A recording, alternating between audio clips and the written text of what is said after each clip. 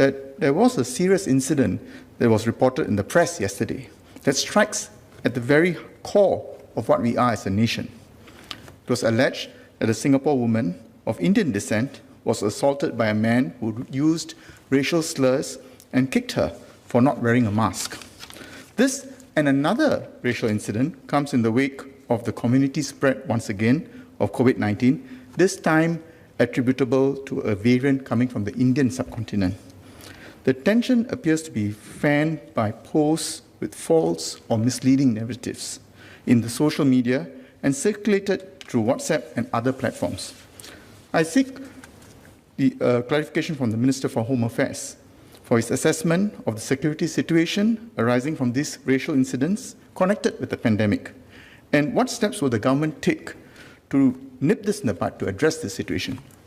Investigations need to be done before we can come to any conclusions. But such conduct, unfortunately, is consistent with some of the other things that have been happening. And if the facts are as stated by the lady, then it appears to be racist conduct. We have seen racism around the world during this pandemic. We condemn that. Equally, we have to condemn such behavior in Singapore. I have said previously, there has always been racism in Singapore, like in other countries, but we have managed it, and over time, we have sought to reduce it.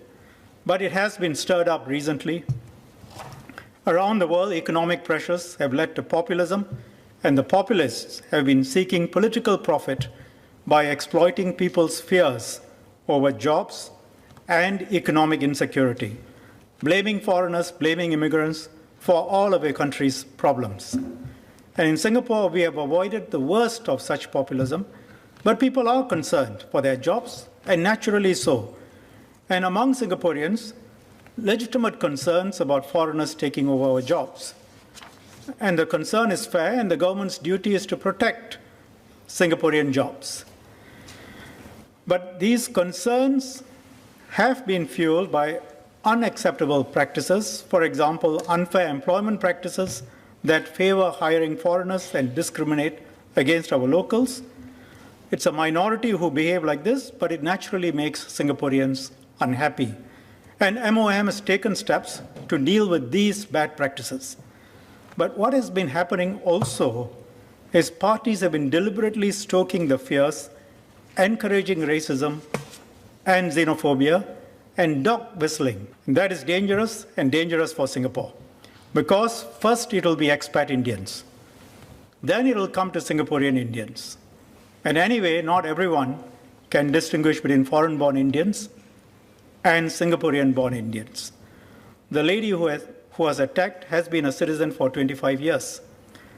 If we go down this route, eventually all Indians can be target of hate, the so-called out-group, which I referred to in a ministerial statement a couple of years ago.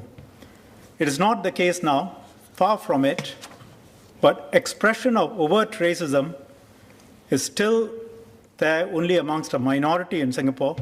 Majority of Singaporeans are decent and not racist. But if we continue to fan the flames of racism, we will get to a more uncomfortable position. There are also websites which deliberately fan racism. They are anti-government, that's perfectly okay, but don't play with race. Comments on these sites, Indians being called cockroaches, rapists, and so on, we should be ashamed that in the name of free speech, we allow such comments. A response to Minister of Home Affairs on his short statement. Yesterday, the head of the Workers' Party media team, Mr. Leon Pereira, put out this post. This is about 13 hours ago. It is important that as a society, we each do our part to help make sure that difficult times bring out the best and not the worst in Singapore. We should take heed of incidents like this, as it is a reminder of the part we all play to deny acceptability to acts of hate, such as this appears to be. And this was in response to the police announcement that it was investigating a man accused of using a racial slur and kicking a 55-year-old woman. Insofar as the Minister of Home Affairs' statement is concerned, indeed, we are in agreement. There is no place for racism in Singapore. No ifs, no buts.